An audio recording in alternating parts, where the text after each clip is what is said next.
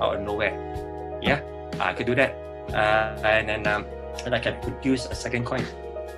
Yeah. Or if I want to, I can produce a third coin. So that's pretty much it. As easily as these coins come, they vanish. Just like so. Wow. That's the first one. The second coin disappears just like so. So that's two. Third coin goes as a coin, it's still here. The last coin goes like this, goes up there, and it vanishes like so. Yeah. That's close up for you. Okay, that was a reverse rapid fire round for me. Okay. I'm slowing you down. I'm pacing. Yeah.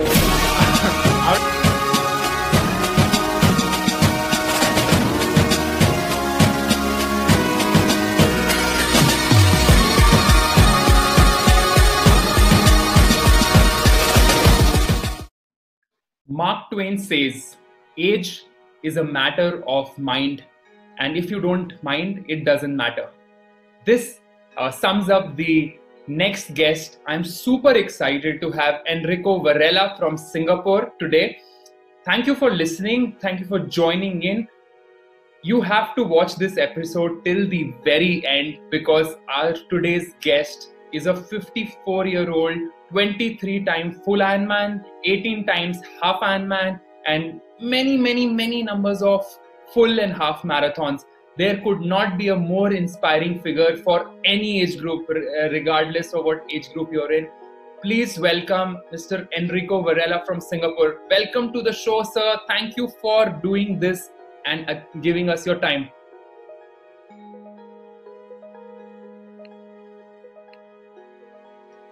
Thank you, Nishant. It's an absolute pleasure to be included in this series, Chronicles Trifantry, and I'm very honored to be interviewed by you. It is my absolute pleasure. Guys, if you've not followed him on his Instagram profile, please check it out. Super inspiring figure. He's been into different forms of fitness for many decades now. In fact, we came across each other when we raced together in Ironman Goa, Ironman 70.3 in Goa, and it was an absolute pleasure to see you race and whiz past me so many times. Did I really pass you? I think it's the other way around. You passed me several times. we all did. At some point, we were going in loops. So yeah. Yes, you were. It is a memorable day. It was a very memorable day with the jellyfish things. None of us can forget that. So many of us got stung, and unfortunately, some of us were ejected out of the race because of this gruesome sort of, injuries, and some people could not complete or race. So, thanks to God that we could actually finish it. Yes, I think it was an amazing achievement. One, it being India's very first Ironman branded event. I mean, of course, for me, it was absolutely crazy not to participate in it. But I think the entire experience was awesome and amazing because of the sheer joy and enthusiasm and intensity of activity here. So everyone was a winner of that day. So if you're listening into this program, my friends and competitors from Ironman 70.3 Goa, it was an absolute honor and pleasure to race alongside Indian nationals and internationals. You're very kind to acknowledge the other competitors as well. I would want to kickstart this off by asking a bit about your background, what you do, and what prompted you to get into it. And before I do that, I also want to highlight this, that Enrico was also a professional weightlifter, bodybuilder. Is that what we call it? From 90 to 93, he participated in international competitions along with professionals into weightlifting, and then he proceeded into his endurance journey. So please start off with your background and tell us a bit about your athletic background. Okay, thank you, Nishant. Athletic background was actually very mild. I did not discover my athletic prowess or potential until I was later into my teens. So in secondary school, I was actually a poor runner, and then when puberty kicked in, and I became much better runner. So I moved from last in the cross country to the top 10. And along the way, I realized I did weight training. So I fashioned homemade sets of bodybuilding. My father was an amateur bodybuilder, so he influenced me.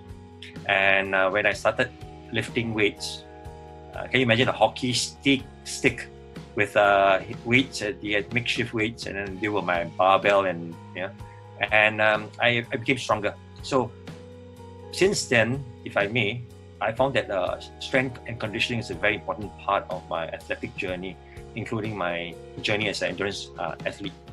And so I did that for a while, and I discovered bodybuilding in my junior college seriously. So my junior college, when I was 18 years old, had a competition, and it went live. And I got second in my school, and that was although it was an embarrassing and glaring experience, I learned to cope with you cope with the publicity.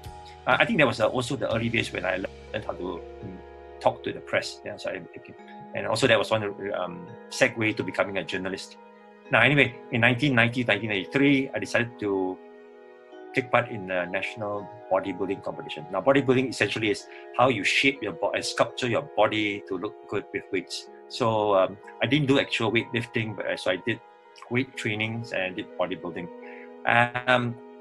Real story, I gave myself, I think it was like 8 weeks to prepare, and I was quite a lean and athletic, skinny person. And when I signed up, everybody thought, you are mad. You don't even look like a bodybuilder. I mean, I had a frame of a Tarzan-like frame. However, I gave myself a challenge. In 8 weeks, I put on 7 kilograms. I slept a lot. I trained hard, ate very well, and I got my first third placing on the national for my age group, and that kick-started the whole process. And I continued for another 3 more years. So all in all, on a national level, which means Singapore level, I earned 3 bronzes and 1 silver. Wow, yeah. Unbelievable. Is that even possible? Like molding or changing your body in such a short time? Is it possible? Is it healthy to do it? I would like to think I did it in a healthy way. So I use a lot of sleep, and sleep is such an important component in one's athletic career, if you will. And eating well, nutrition. I was really into, at the time, low fat, high protein and high carbohydrate. So I literally watched every drop of fat that went to my body. Strangely enough, I ate up to 20 egg whites a day, chicken breast, plain rice. So it was quite what's the word for it? Very Spartan, but it worked for me. And with my minimal, experience. However, I progressed a little on because I did not want to stay too long in the sport, which I'd made a decision whereby, if I had to become world class or even better, I need to use pharmaceutical assistance, if you know what I mean. Yeah, so I didn't want to go there. Time machine. And about 2002, I met a friend of mine called Craig Holland, who was my very first coach. He got me smitten by the whole idea of triathlon. He was constantly winning weekend awards in triathlons at local club level and all that. And he eventually did his Ironman in 2000, and I think middle 2005, I believe. So he was my first coach, and I was really smitten by the whole notion of endurance multi-sports. So, and that has been my main sport since 2002. Started running. First 10K in practice was horrible. I still remember that day. But my coach, Craig Holland, said, Enrico, horrible, right? But at least you finished it. So next time, remember, even if you are struggling, just finish your workout. And that has stuck to me, the discipline of training. And then a few people along the way I was influenced by. I read about this lady called Sister Madonna Buddha. You probably know him. Catholic nun who was in a Nike advertisement. I read about her in a book called Now, which is written by Phil Keegan. Phil Keegan is the host of Amazing Race, a New Zealander. So he wrote a book about doing life's challenges, a bucket list of 20 things you want to do. And for him, it was an Ironman. So when I read more about Ironman, I was like, wow, this is amazing. Because in 1984, when I was in junior college, I watched a program called ABC Wide World of Sports, and I saw clip of the Ironman in Hawaii. It looked horrible. It looked terrible, and I would have done it. But it looked at the same time very exciting, something deep inside. I think it was the seed that was planted. And I'm glad in 2006 I did my first Ironman. And that's pretty much the journey so far. Wow. It is, I have goosebumps when I'm listening to your stories. 2002 you started your endurance journey, and 2005 you completed your first Ironman. Is that so? 2006 I did my first full Ironman. Before that I did several half Ironmans and similar races. And as I understand, in last 15-16 years you've transitioned through 4 different age groups, from 30, 34 to now 50 to 55. Is that the age group you're? Okay. I started, I think it was 35 to 39 age group, and I've since progressed up to 4 age group. Now I'm in my 55 to 59. I just earned my badge of honor. Wow, that is amazing. After doing over 40 Ironman races and several marathons and half marathons, I would really want to ask you is that how is each race different from each other, and does it become easier and better as you go along, or each race is different? Well, it's a very good question. Again, it's $1 million question. Does it ever get easier? A simple answer, yes, if you are disciplined to keep consistent with your preparation. Now, the larger answer would be, the more complex answer would be, if this is part of your lifestyle, then it won't seem like hard work. It is hard work. It's sheer hard work preparing for a race. So I may take about 4 months to prepare for a marathon, or up to 5 months to prepare for an Ironman, full Ironman race. However, as you age, you need to be mindful of certain practices that will enhance your longevity. Because if we mention injuries will probably be the spanner that will disarm and dismember your entire strategy for preparation. So you want to stay healthy and injury-free. So does it get easier? It gets easier when you're the youngest in the age group, which I am now. As you advance to becoming the older one in your age group, it is a bit more challenging. But we thrive on the competition, don't we? Absolutely, yeah. Also, I mean, if you're youngest in a certain age group, you were the oldest also just a year back. So yes, I remember a very humbling lesson I did in 2006 in New Zealand, and then subsequently in a few more races. So I was cramping up during my 180 kilometer bike ride in the Ironman New Zealand. And then I believe as I was cramping up, I was trying to massage it away and trying to find salt because I was not very familiar with the concept of electrolyte replacement. And then this lady came up to me and said, "Are you okay?" So in my prideful moment, I said, "I'm fine, thank you very much. Have a good race." But deep down inside, I wasn't. I was struggling, and I saw on her ankle, on the calf, it was written in permanent marker. I think she was somewhere. I believe she was 50 to 54 age group, and I told myself, never be out-chicked again.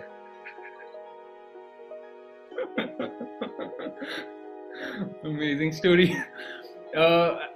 Just segueing to the fact that you talked about longevity in endurance sport, and I think endurance sport is something that you can do for decades to come as well. It's not just what you've done in the past, but maybe I want to see you race in your 80s and 90s as well. Please enlighten us through your own journey of how to increase longevity, how to avoid injuries, and what are the kind of foods and sleep patterns that people in general in their 30s, 40s or 50s should apply to increase longevity. Oh, that is one of the questions that we discuss and bounce around a lot. If I just take a step back, longevity. Let's take the other view of the spectrum. Instead of saying, why would some people continue to the later years doing endurance multi-sport? The other question would be, why would some of them drop out of it prematurely, or why don't they last as long as you think it is? So coming back to my response earlier, is if it's a lifestyle, we are probably likely want to do it because we want to do it because we enjoy doing it. However, if it's like a challenge, sometimes indeed we inject challenges. Those are short-term goals, so we do it, take a break, and then you come back to it. Just like qualifying for Boston Marathon, for instance, if that's what you want to do, spend some period of time, do it, get it done, get it out of the system, and then you do something else. But longevity in sports, I believe, is something that comes from both physiological demands as well as environmental and lifestyle demands. I think we need to take care of our body. So as you see more and more participants who come into the sport at a later age, more you see the density is more perhaps from the 30s and upwards, right? Or 35 and upwards. It's interesting to see how they can continue to do this sport and enjoy the rewards that we reap. I don't know whether I answered your question specifically. And I somehow get the feeling that we need to do an entire episode, different episode on the longevity and daily rituals of a age group athlete. Yes, then we will include a few more others who are still in the sport for a longer while. I mean, in the sport for about 18 years. So I did Ironman in 2006. So this is probably my 15th year of racing full Ironman. Yeah, I would like to do more of it through time. At least one Ironman triathlon a year to complete. But I become more cognizant of the fact that I just need to be smarter about my body. Listen to my coaches, and they're a very important part in my journey altogether, and do what I'm capable of doing with my resources and my abilities. Yeah, I think that's important. Absolutely. You've touched upon the most important topic of this discussion also, is that how important has coaching been in your journey through different sports and now 18 years of endurance sport? Is coaching required? Should you do it, and should you get started with it, learn everything, and then stop having a coach? These 2-3 related questions. I would love to hear your views on it. Okay. I got to be mindful of how I answer this because I'm also an executive coach in corporations. I think coaching is a process that is useful at certain stages of your development as a triathlete or a marathon runner, also for that matter. I think I was very fortunate to have my first coach, Craig Holland, was an associate trainer with me, and we're good friends today, who guided me into the whole process nicely and also sensibly. So he did not overwhelm me with too much information. He kept it fun. He ran with me. He went swimming with me in open water and all that. So I appreciated the nice bits of the experience. So he said, if it's not fun, what's the point of doing it persistently, right? So we persist because it has to be something we're passionate about. We persist because it's something we find ourselves, sort of expression of ourselves in it. So like artists paint, magicians perform magic, athletes, the weekend athlete expresses himself or herself through racing. So we express ourselves. So I think that's always the wisdom behind this. So I went for public clinics, for triathlon clinics first. I enjoyed that process with mass audience. Then subsequently, I realized I need to work on things like swimming and running and biking. So not necessarily in that order, but yeah, like you mentioned earlier in the earlier episodes, like you too have Achilles heel, which is swimming at one time. So do I. Not because it's my Achilles heel, it's because I'm lazy. So sometimes a coach's job is to motivate you or remind you to put in the work because you told them originally that was a goal. So they are there to remind you to stick to the plan if you still want it. So I think the role of a coach is very useful at different stages of your career. But having a program is important. So at least gives you a schedule, it gives you a guidance. Absolutely. Just yesterday I was chatting with my coaches, and we were discussing about the same thing, which is consistency is always far greater than being able to push each time. So you can push maybe a couple of times, but if you are consistent, and even if you are performing at 30, 40, 50% of your capacities, but you are doing it every single day, you will beat the person who's pushing 10 times over a long period of time. So I think that's how also you increase the longevity in a sport and decrease the effects of these unwanted injuries that happen due to overuse or over pushing. In fact, I was listening to this training program in Kenya. There's a place called Iten where most of the elite runners from across the world, including Eliud Kipchoge and entire team, NN running team, trains. And you would not believe, they train 6 days a week. They do about 12 to 18 sessions in a particular week, and more than 60% of their sessions are actually at 40 to 50% efforts and slow runs. They do not ever run fast. It's only one session per day out of the 2 to 3 sessions that they have that they actually run faster. So that's, I think, also answers the question of going faster and going longer over a period of time, right? Those guys, the world-class marathoners who train in Iten in South Africa, I think they're just dynamic, metabolic speed machines. Yeah, so they focus on lower impact intensity work, and then they become very fat efficient, and that's why they continue to break the barriers of our human belief of what's possible. Can we do it in less than 2 hours, a full marathon? And this is amazing because they are testament to the training, and they are also very diligent as well as very disciplined in the whole process, and that matters a lot. Yeah, I think that's what matters. Consistency over speed and those kind of things is what beats even world-class training programs. So this is an important time when we discuss your marathonic journey as well. You've done Boston Marathon 3 times and various other world majors. Would you please tell us a little bit about your journey and how many marathons you've done, and what was the Boston Marathon journey like? Okay, I'll keep it brief. I never intend to do the World Major Series for marathon because they're getting very hard to qualify this, because the lottery is like a remote chance of winning. So what I did to put it in perspective was in about 2010, I did my very first World Major. It was then it was recognized as a World Major, but it wasn't called a World Major. So I did Berlin. And Berlin was my first time where I realized I could do well. I think I had a 3:37 in Berlin Marathon. So I was very happy because not only I went under 3:45. So in my country, I was probably 170th, 160th position in my country. But when I went there, it was so humbling. I was 7,700 position in the entire field. So that tells you the depth of field. So it's very humbling. So the reason why I take part in the marathons, international marathons, are for 2 things. Definitely it's part of my vacation. I want to travel to those places where I can have a vacation thereafter.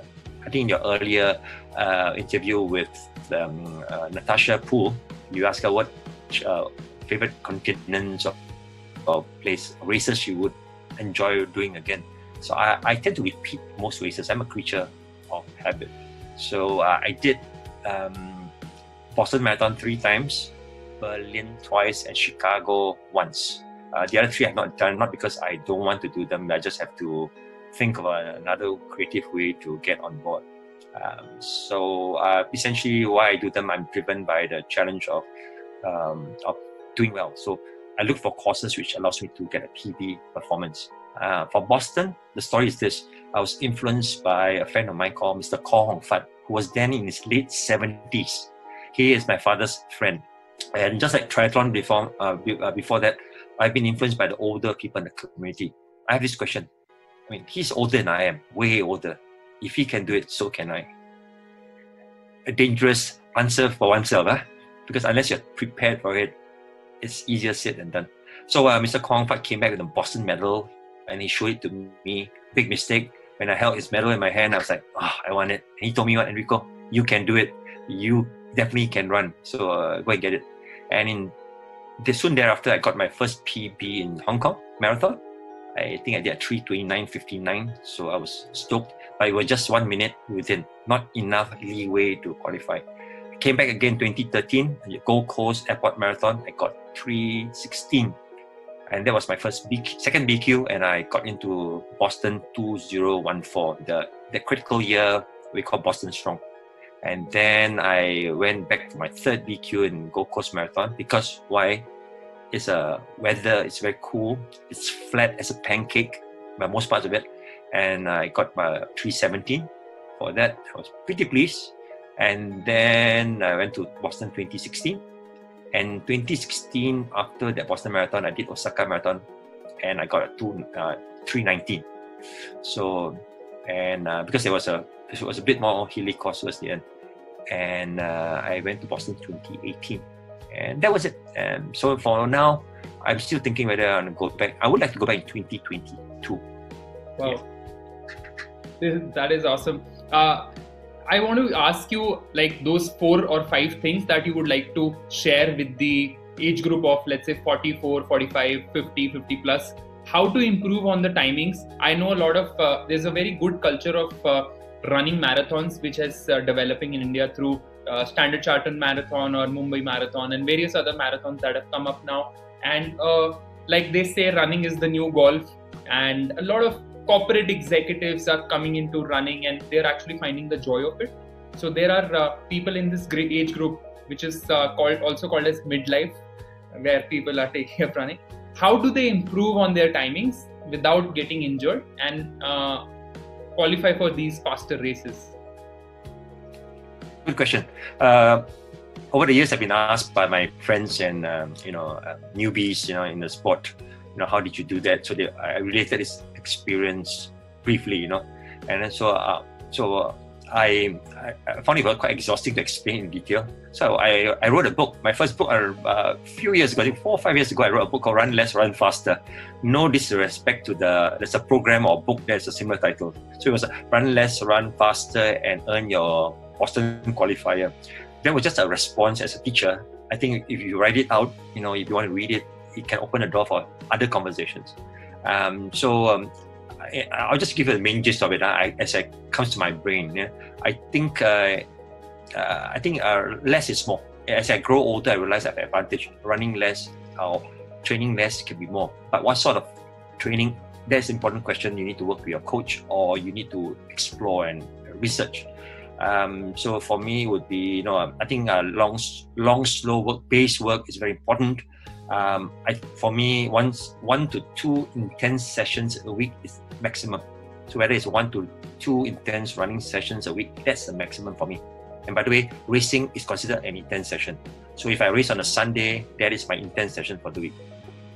Secondly, sleep. You got to sleep adequately. I think in the COVID-19, what was great out of this whole experience was I got to sleep more, and my recovery is better, and I'm stronger now. So I've been working more on building my strength. Number 3, strength and conditioning. I think what I learned from bodybuilding and about working your muscles intensely is that stronger muscles will reduce your chances of injuries because muscles support the joint. Whether it's your knee or your elbow or your neck, I think muscles support your joint. It gives you more stabler base and foundation. So never overlook strength training and conditioning. 4, nutrition is very important, regardless of whether you're in a high-fat, low-carbohydrate, keto or paleo, whatever. Eat whole foods, and I know in India you can get access to some of the best, food, natural foods around. So eat whole foods. Focus on foods that are non-inflammatory or reduces inflammation, and that's something that was a side pet topic which we can talk about separately. I think there are foods that reduces inflammation, and inflammation has caused many metabolic disorders for any athlete. So if a midlife crisis person wants to take sport, just be mindful very early. Take care of your body. Okay, that's the gist of it so far. I can give you more. Absolutely.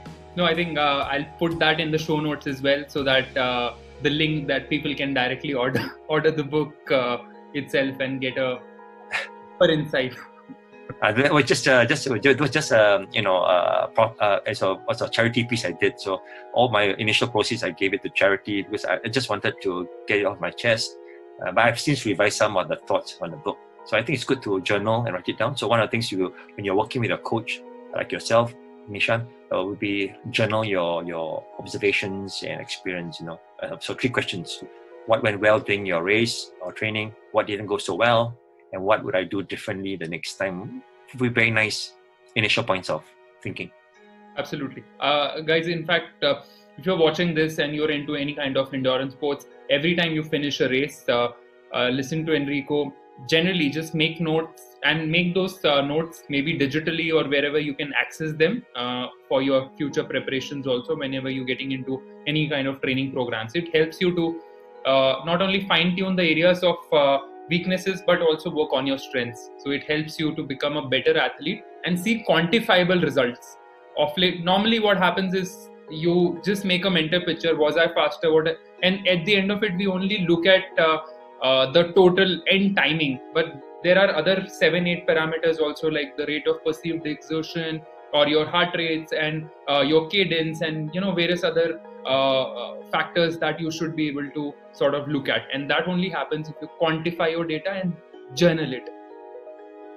Absolutely. I think I got a little piece to share. I think when I joined the endurance sports in early days, one of my friends, Serlak, he said to me, first you complete, then you compete, which is a great notion. Right? So racing is just race for the pure joy. Yes, it's more intense, but it's an opportunity to assess and evaluate your training. So racing is actually a sort of measure of your training efforts. So if you get a PB, it's a bonus. Finishing is the most important part. So it doesn't matter how long it takes, as long as you do it within the cutoff point, that matters. So even in Kona, if you do the Ironman World Championships, as long as you come in under 17 hours, which is 16 hours, 59 minutes and 59 seconds, you still honored with that achievement. So I think goals matter. And if you want to challenge yourself further, use of validation. Simple, it encapsulates the entire new lifestyle that we are trying to encourage people to take up. Complete and then compete. That's what it is. Enrico, you're also a senior leadership executive coach. You help people with their professional goals and running organizations. Tell us a bit about that and how endurance sport has helped you as a coach and how it is helping the CXO'S, CEOs and various business leaders to make their businesses more better, profitable and become more efficient. It sounds like a coaching question I get a fair bit, right? Yes, I think it's a thing called art imitates life. One of the things I've learned from my endurance sports in particular would be the fact that when you are racing, I have access anywhere from 1,000 to 2,000 participants in a half Ironman race. Many of them are holding key positions in organizations, entrepreneurs, C-suites, senior managers. What more than to be an environment of shared suffering, be within the tribe itself, tribal. You have permission to ask questions. So you have access to these people before, during and after the race to tap on this abundance of leadership potential. And that's always been my research ground. So if I had to do a PhD one day, this would be my pool of immense potential. So I think there are many qualities of these participants I've engaged with. They all demonstrate many leadership qualities. And I found that I can relate to many of these values that they carry, such as persistence, determination, tenacity, patience, consistency, excellence. Too many to think about, but they're great to see them being demonstrated. So when we were racing together, at the time we were not familiar with each other, we had a sense of profound respect for each other, regardless of which direction we were going. So, when you're swimming, yes, you are concerned that you're being stung by jellyfish, but the guy next to you is also being stung. So I probably thank the guy next to me for shielding me off from more jellyfish. You never know. So you know what I'm saying? And coming back to this one, I found that they tend to parallel each other. So from a leadership, a specialist on leadership, I've always been very inspired. So I would say I'm inspired by these people, and then it drives me to want to continue my work even further. I think that's a way of honoring the work and the field.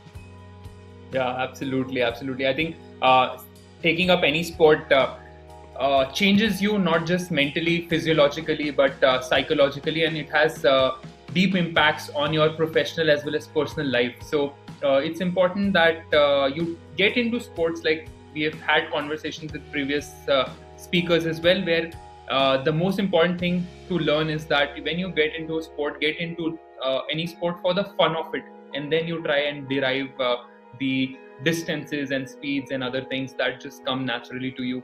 Join a tribe, join a group, and it helps you to sort of connect with like-minded people, feel a little more motivated that you are on the mission, and also, like Enrico just mentioned, you share the same kind of pain together and keep moving forward.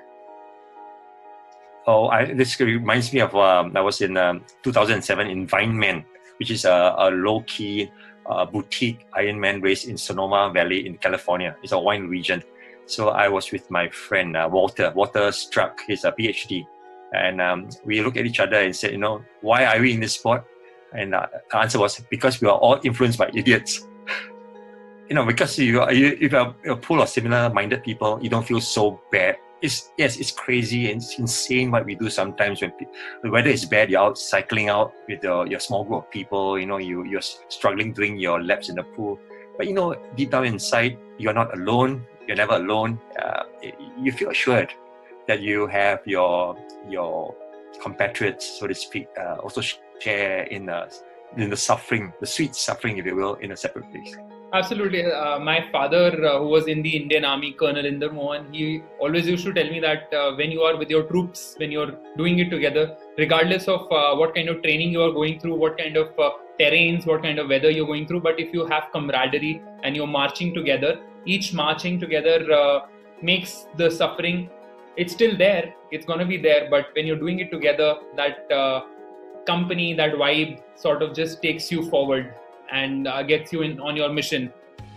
I'm so pleased that your dad was a former military officer. I'm a junior officer in the reserves, so I found that my formal training as a cadet and then becoming a young officer and subsequently becoming a more mature officer over the years was that it helped me. I discovered leadership qualities which I can use in my endurance sports. So I remember times we suffered together, and I'm sure your dad has told you many stories regarding the type of specific preparation they did. It helps, and I can use that to drive through. And that's where we say we respect each other for their qualities. Everyone who takes the first step forward into the unknown or out of comfort zone is indeed a leader. Because to lead is to influence is to lead. So if you influence someone to pick up the sport indirectly or directly, you just exhibited your role as a leader. And I think that's great. Now we are all surrounded by leaders who share similar weekend madness.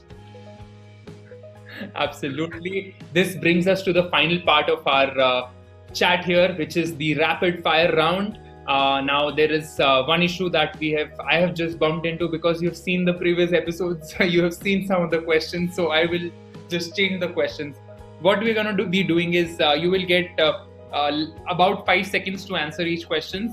I will ask you certain questions, and you will have to answer without thinking much. Do think. Do I get more seconds because I'm slightly older? You get 17 hours to finish an Ironman for a pro as well as any age group athlete, so you don't get any extra time. First you complete, then you compete. Remember that. Yeah. Before we proceed to rapid fire, how many countries have you traveled to, like overall world and for racing? Okay. Before I answer that, I love all the places I visited. Some I will visit again. I think I covered Europe, the United States, and Asia. So these are the 3 main areas I've been. Okay. How many stamps on your passport then? Okay, we can discuss that later. Yeah, there were enough. I think unfortunately, most of my trips are all race trips rather than business trips. Awesome. Okay, great. Okay, just let's begin with the rapid fire round. Are you ready? I hope. Are you ready? Okay, I'm ready. Okay, let's do this. What do you like more, pool swim or open water swim? Open water. Okay. Because nobody can see me suffer. Okay. In order of preference, which sport do you like the most? Swim, bike, run, body weight, weightlifting, track and field, or any other sport that you've dabbled into? Wow. This is hard. I think bicycle riding, because I'm seated all the time and it's like very scenic. Followed by, I like open water swim, although I don't excel in it. And thirdly would be running. It is my best station, but I find it too much of a hard work. I am not really a fan of running. And then I think calisthenics takes a close fourth because it's a new area of development. Yeah. Okay. Guys, Enrico is also a passionate magician. So, Enrico, what are your favorite tricks, or what are the tricks that you like to exhibit or watch? Okay.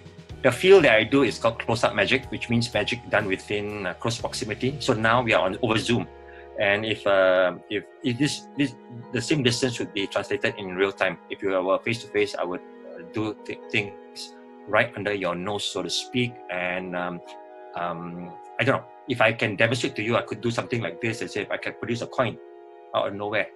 Yeah, I could do that, and then I can produce a second coin. Oh, wow. Yeah. Or if I want to, I can produce a third coin. So that's pretty much it.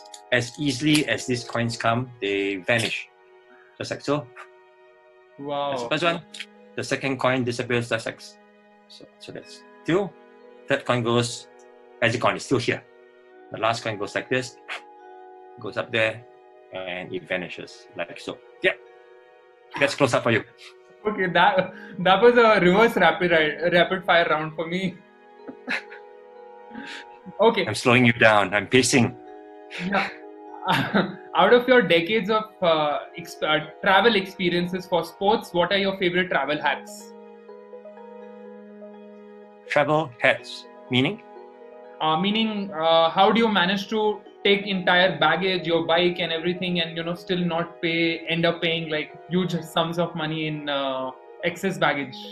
My goodness, that's a secret, isn't it? Okay. Because I travel a fair bit, I have frequent flyer cards, so I get a bit more weight.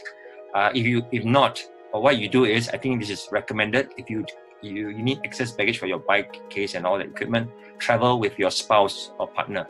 Yeah, always travel with the family. You get more space. That's the nicest reason to bring a family along.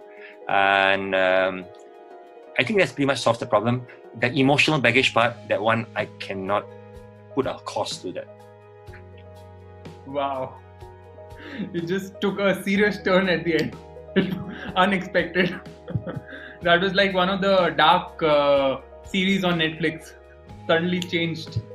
If you've not seen it, check it out. Yes, I like Netflix. If you're asking me which my favorites, Disney or Netflix, yes. Okay.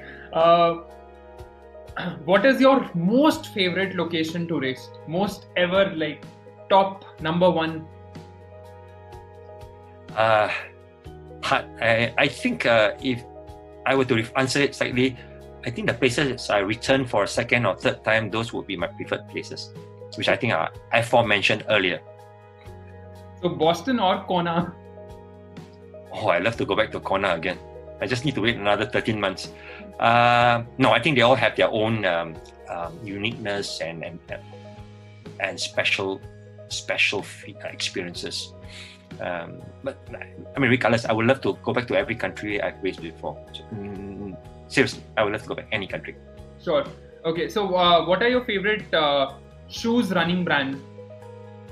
brands? That's a tough one, huh? Does barefoot count? No. I think based on my career last 10 years in particular also, I think most of my BQs were secured in ONs, and I still use On now for my training. Awesome. What's your favorite bicycle brand? Favorite brand? I have several brands. I have 4 bicycles which I kept since day one. I'm not a good customer for replacing bikes annually. I have my first bike, which is an Obeya. I have my Elite bike, which is a custom-made bike, which I race in Kona with. And I also have my Sipo, CEEPO, Japanese brand, which I enjoy riding also. So currently I have a Boardman, a bike, which I always dreamt of having, and I'm riding that now. But I'm open to brands. I would like to ride a Canyon or a Specialized one day. Yeah. Okay. You are pretty active on Instagram and LinkedIn. What are your favorite social media platforms, and what is the format that you like to create your content in? Well, you're probably the expert in this field, Coach Nishant. I started with Facebook reluctantly, but I enjoy that platform because it's very sociable. Recently, I migrated towards LinkedIn because I think LinkedIn is like Facebook for business, and I found that to be quite satisfying. And I also see your postings also on this network. Instagram is a new one for me. I did it out of sheer curiosity, and only thing is that you gotta have a photograph before you can post anything. So that has been quite interesting because I connect more with the athletes like yourself over the last few months. So that has been quite satisfying.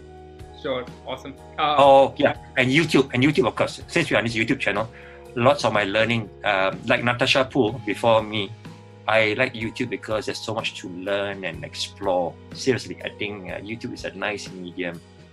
Absolutely. That is a common answer that all of you have given so far. But the depth of YouTube is actually gets you learn everything. Yeah. Last two questions. When do you like to train more, morning or evening or afternoon? Oh, that's a tough one. Based on my circadian rhythm, I'm not a morning person. Auto races take place mostly in the morning. So let me answer this. If I ride long, mornings. But I like to do my running and swimming in the evenings. Awesome. What do you like more, black coffee or regular coffee? Now you are talking, man. I like coffee. I'm a coffee lover. I have too much, I have too much coffee at times, I think. I like strong coffee. I like the Indian filtered coffee. I like strong. I drink it black these days as part of the no sugar, low carbohydrate, high fat approach. But yeah, I love a cup of coffee for sure. Awesome. You have been so honest with your answers. Thank you so much for the rapid fire round. Thank you, Enrico, for taking out your time. Any parting shots, parting words for the listeners? Yeah, one is I hope I didn't ramble on too much, because always it's an honor for me to meet you and have a conversation, and I always enjoy conversations like this.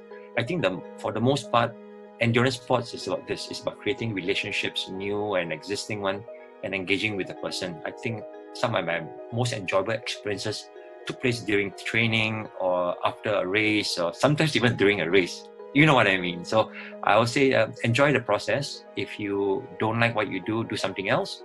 You can always return to it. I think endurance sports allows you an opportunity to perform as long as you want to. Yes, you're slowing down in a sense, but no, in endurance sport, you are not slowing down. You can actually be speeding up.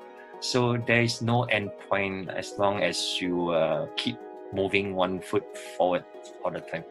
Absolutely. Enrico is aging better than the finest wines we have. Guys, if you enjoyed this episode, subscribe to Trifantry Chronicles, and we are going to keep bringing global superstars such as Enrico. Thank you for doing this.